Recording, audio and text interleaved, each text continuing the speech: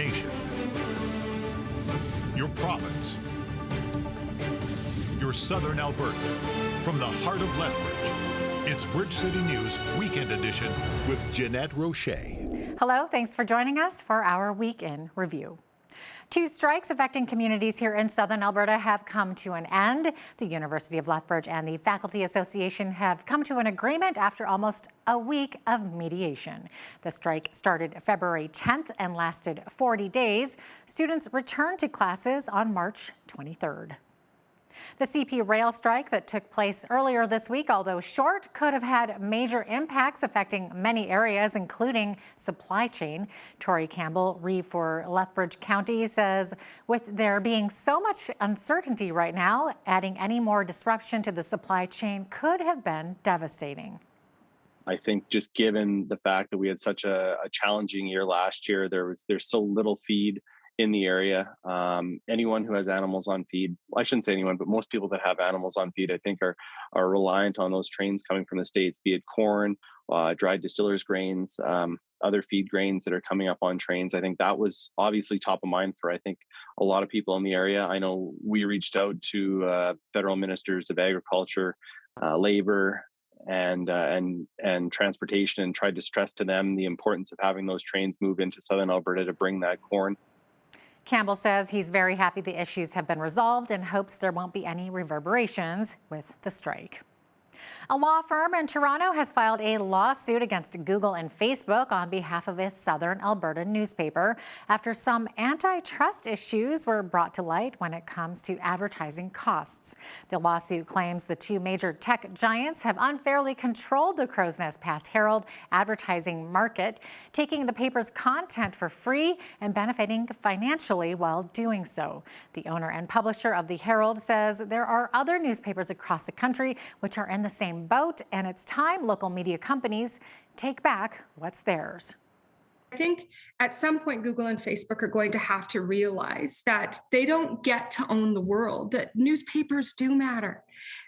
They matter on so many levels. And I think our industry, to some extent, has even lost that idea that we're supposed to be impartial, that we create the story, we tell the story, and it's up to the reader to come to a conclusion. And when you're getting money from the federal government and you're getting money from different groups, you're not able to be impartial. I don't care who you are, you're never going to be impartial.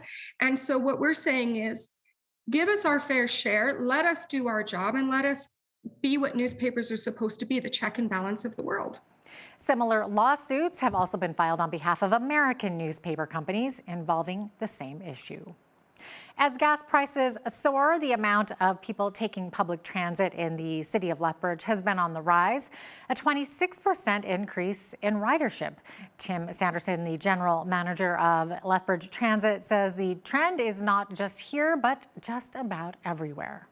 As we're comparing the first 3 months of this year to the last 3 months of this year, so is every one of those percentages point directly attributable to gas prices? Again, I don't think anybody could say that, but it is a very definite trend. As when gas prices started going up, we started seeing this increase in ridership. And this is also a pattern that we've been seeing not just across Alberta, but really across North America. The current fares for Lethbridge Transit are $3 per ride or $77 for a monthly pass. Lethbridge West MLA Shannon Phillips had her latest appeal against the Lethbridge Police Service denied by the Law Enforcement Review Board. Ms. Phillips filed the appeal when she was unhappy with the disciplinary decision to demote 2 police officers who spied on her in a Lethbridge diner back in April of 2017. One of the officers took photos of her dining and then posted them to social media. At the time, Phillips had been the province's environment minister under an NDP government, and the officers were allegedly unhappy with her decision to ban off-road vehicles in the Castle area of southern Alberta's Rocky Mountains. The 2 officers faced disciplinary hearings in 2020 and received demotions for 2 years, but Phillips wasn't happy with that decision and filed an appeal. The board, however, dismissed it. We caught up with Shannon Phillips, who says she's looking at her options. We received that decision early last week, and we are examining our appeal options to the Alberta Court of Appeal. Meanwhile, I spoke with Lethbridge Police Association President Jay McMillan about the decision, and here's what he had to say. We thought that this was done. We thought that this was concluded after the disciplinary decision in July 2020. but she made application for an appeal based on 15 points of contention. And it's nice now, as a result of the LERB hearing, to know that those 15 points of contention were essentially dismissed as being without merit. All 15, I should add. We need to take a quick break, but when we come back, we have an exclusive interview with Alberta Premier Jason Kenney. Keep it right here.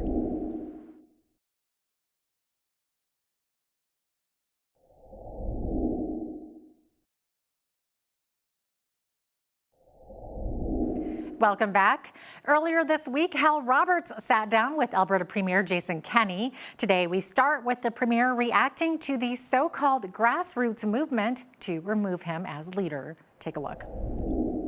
There is a grassroots movement called Take Back Alberta.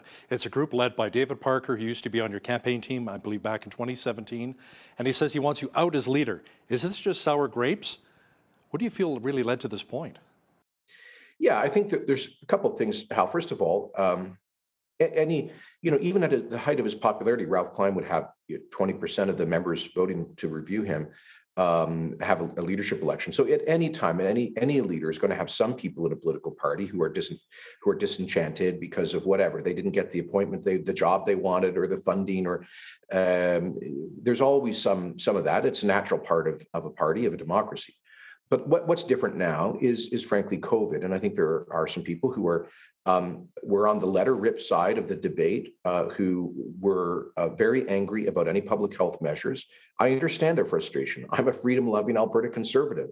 It was painful for me as a leader to conclude at various times that we had to bring in certain measures to prevent a total catastrophe in our healthcare system. But Hal, my job is not to pander to one faction of my political party. When you're elected to a position like mine, you have an overarching and very serious responsibility to govern for the common good.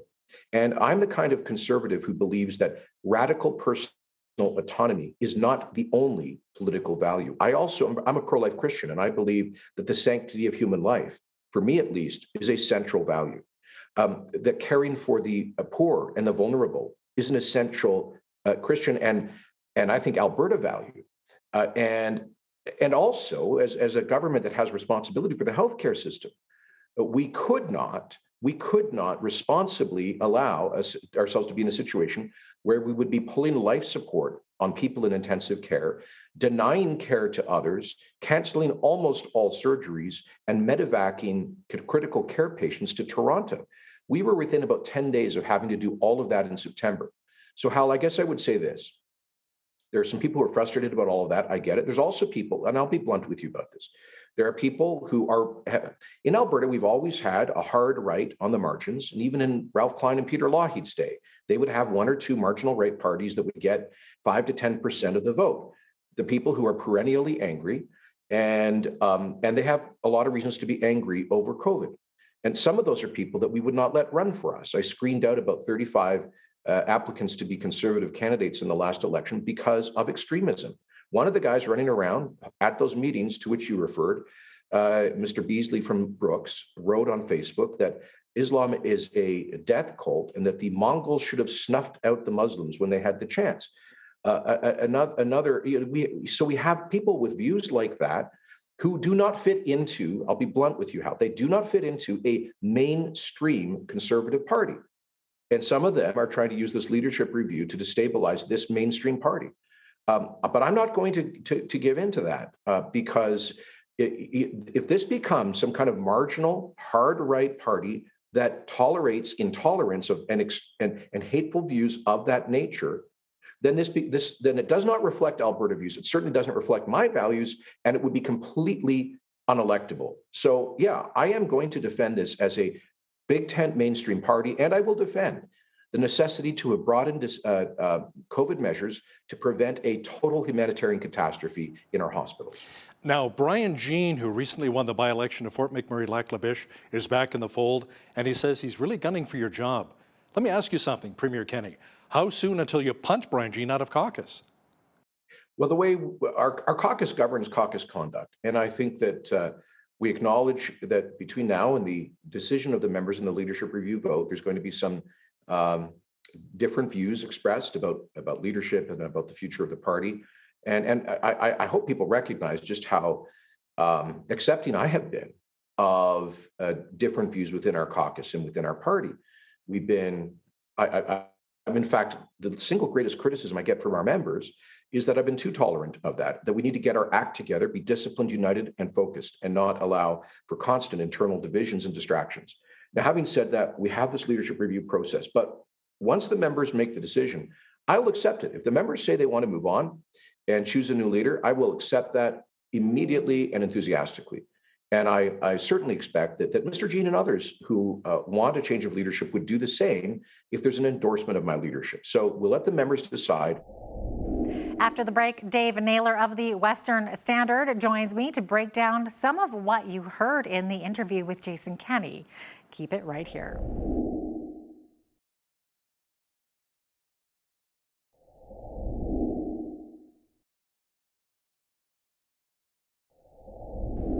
Welcome back. This is part 2 of our interview with Dave Naylor of the Western Standard. In Saturday's show, we had a pretty in-depth dive into the leadership and support woes of the UCP. But in this segment, we talk about Alberta oil and federal politics. Have a look.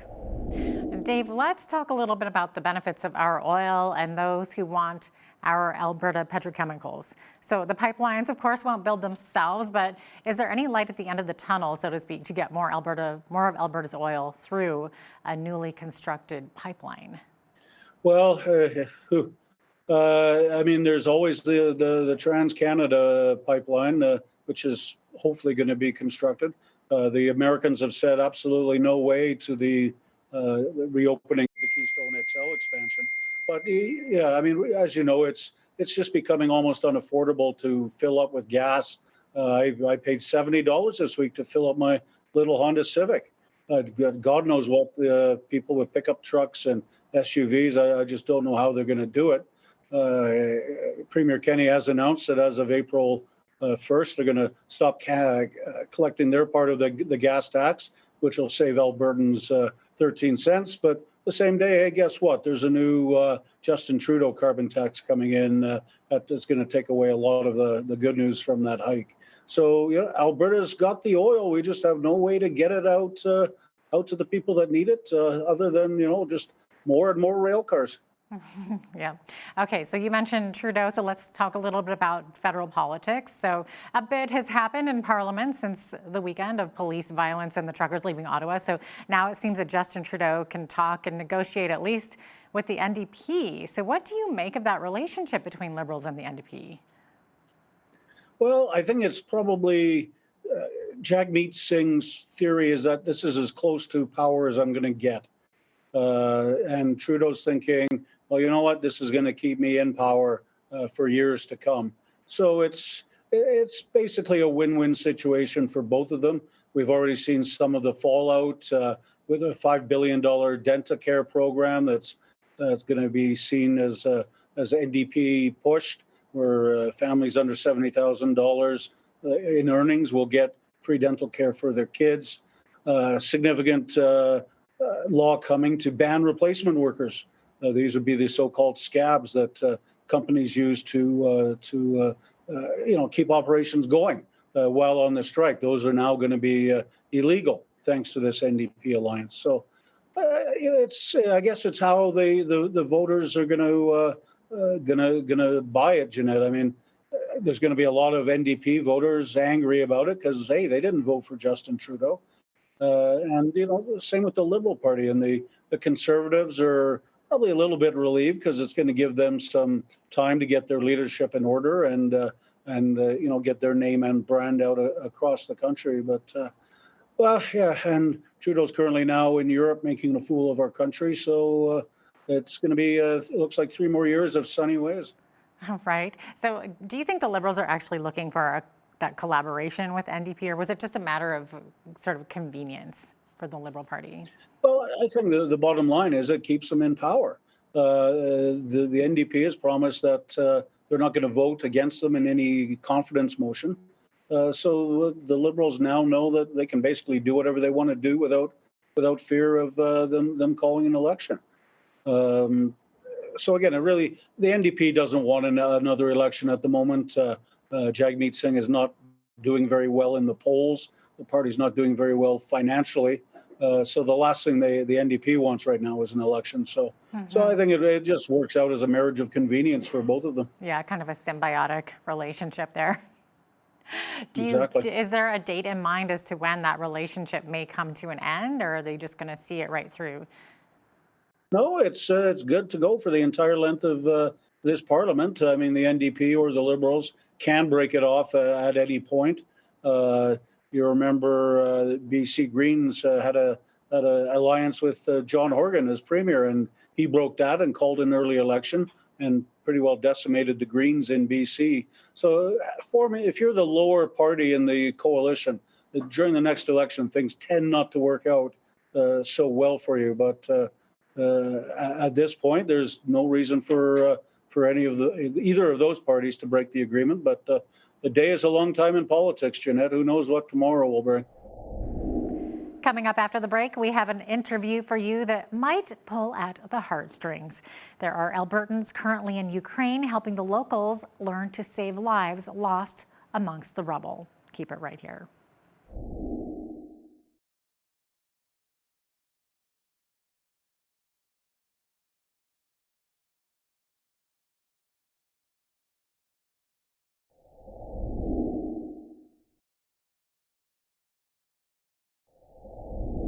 Welcome back. 6 Alberta men recently dropped everything to put their lives on the line and help with search and rescue missions in Ukraine. These brave men are part of a volunteer organization called the Canadian International Rescue Organization, or CIRO, which is a non-profit, non-government organization. The men, mainly from Central Alberta, range in age from 23 to 61. I caught up with the organization's public information officer, Chad Reed, who says the group is helping to train others in rescue techniques and even brought specialized search equipment with them, which they plan to leave in Ukraine when they return. Take a look. So how did this come about, Chad? Was it someone in Ukraine who reached out, or did you guys as a group decide, hey, we got to be there? Our team leader reached out to the Ukraine consulate in Edmonton and told them that we have a small team, we have equipment, specialized equipment for this type of work, and if they would request our help, we would be there. And they said, yes, please. And what type of training do these guys have? Are they military trained? Some of our members do have military training, and a lot of us have higher levels of medical training as well. So tell me about what these guys have been seeing, this team on the ground over there, and how long have they been over there? We're going on right around 3 weeks. The team has been boots on the ground.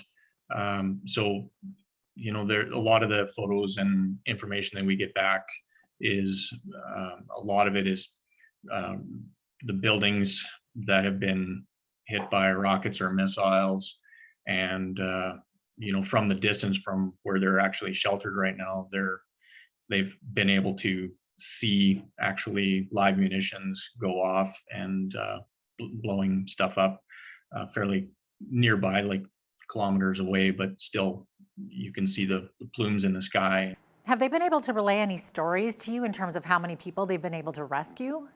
Yeah, right now, so our count, and this was a couple of days ago, but we had 3 complete rubble piles that the team had gone through, and out of that, a couple of casualties were located and recovered from the rubble piles live. So that's excellent news. And then our combat medic happened to be near one of the Ukrainian soldiers that was injured, and was able to attend to the soldier and get him patched up. So it was great to have him there.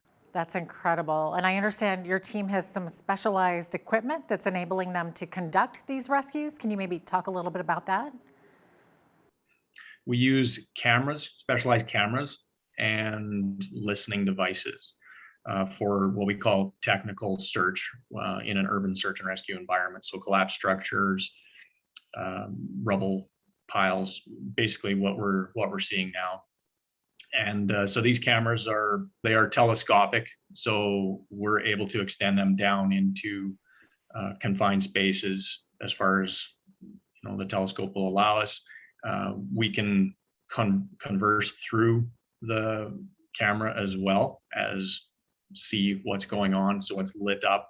We can get a 360-degree view of what's going on in that space.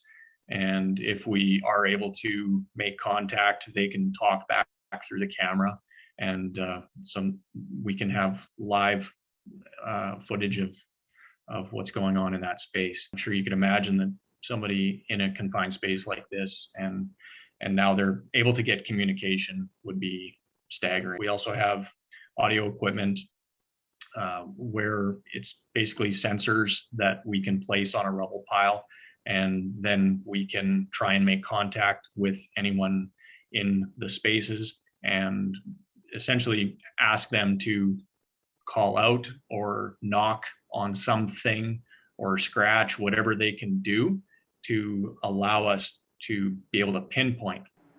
That sounds amazing, and like a godsend to anyone who would be trapped beneath the rubble and in a confined space like that. That's got to be anybody's worst nightmare. It's just hard to fathom, honestly. And finally, Chad, how can people help your team?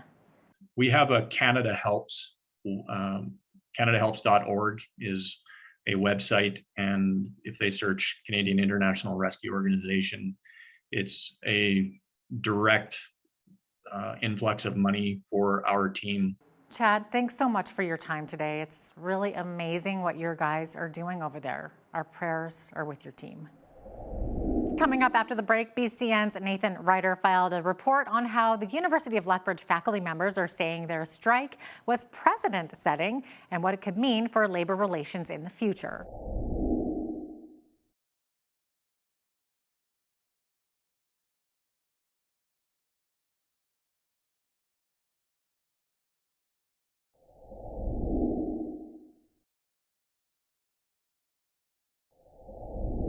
Welcome back. After weeks on the picket line, the University of Lethbridge Faculty Association and the university's Board of Governors have reached an agreement. As BCN's Nathan Ryder reports, faculty members say the strike was precedent-setting.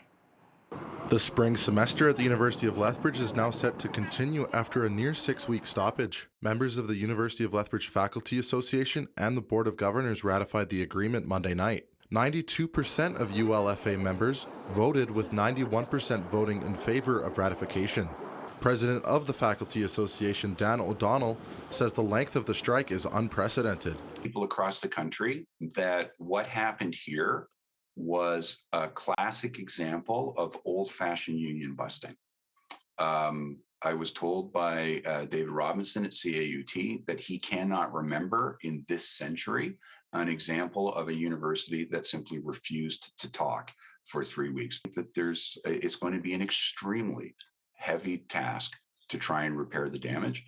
And the damage is not 6 weeks old. The damage is many years old. I think that it was very frustrating as a student to be part of this strike in a way, because we have no, formal power at the bargaining table to influence the decision to be made either way, as it should be. But to be held in sort of limbo for almost 6 weeks was definitely very difficult. In a statement to Bridge City News, the University of Lethbridge says, "We understand relationships with faculty members were strained during the strike and are committed to mending them over time. Our new collective agreement with ULFA is an important first step. It offers fair and reasonable raises and benefits to our colleagues, while ensuring access to high-quality education and protecting the university's long-term sustainability." For Bridge City News, I'm Nathan Ryder. The Alberta government announced a unique new partnership with the Lethbridge Police Service and the Blood Tribe Police. Those who are battling addiction now have access to addiction treatment once they are arrested. Alberta's virtual dependency program says that anyone who is taken into custody in Lethbridge or on the Blood Tribe will be able to access an addiction medicine physician. Lethbridge Chief of Police Shaheen Medizadeh says this is a voluntary program and officers can also implement it on the streets. The next piece is also critical, because not only we can do it in our cell block, we can actually do it from our officers on the street, and also our watch program. We can actually promote and encourage people to take advantage of this program. People don't need to be arrested for us to help them, to get them to that treatment they deserve. We can do it both when they're in our custody and also people we deal with on the street to get them to the right treatment program they deserve. The Alberta government says approximately 70% of opioid-related deaths in our province occur in private residences, often among those using opioids or other substances while alone. Lethbridge City Council unanimously approved the Lethbridge Fire Department to donate expired or surplus items to support the war in Ukraine. Life-cycled medical kits, expired disposable wound care items, and personal protective equipment will be shipped off to help Ukrainian first responders. The Lethbridge Chief of Fire and Emergency Services, Greg Adair, says the items will be sent to Calgary first. We will then be joining the group out of Calgary who's shipping it to Toronto at their cost and through their donations from Toronto. It's picked up through the Ukraine group in Toronto and sent on, I believe it's Merrick Transportation, which will take 2 days to actually reach the front lines in Ukraine. We're not part of any of that, but we weren't asked for any money or funding to actually transport that. That would all be taken care of through this individual who's organizing it. Presidents of 6 UCP constituency associations, along with a number of MLAs, were at the legislature Thursday demanding Premier Jason Kenney resign. UCP MLAs Angela Pitt, Dave Hansen, and Peter Guthrie were joined by former UCP MLAs Todd Lowen and Drew Barnes. Barnes says the gathering was sparked by the party announcement, which said the April 9th review of Kenney's leadership will now be done by mail-in ballot instead of in-person voting. Premier Kenney had already lost the trust of Albertans. Now he's completely eroded the trust of UCP members. Changing the rules in the middle of the game is not the way Albertans, value honesty and integrity. And Premier Kenney has taken huge steps back to protect himself rather than build a strong Alberta. I loved what the CA president said today. They gave the provincial board 5 days to reinstate April 9th and all the votes and all the rules. And it's clear to me that they should do that because that's the rules that were set. And it's clear to me that that will be the last day of Premier Kenney's leadership, April 9th.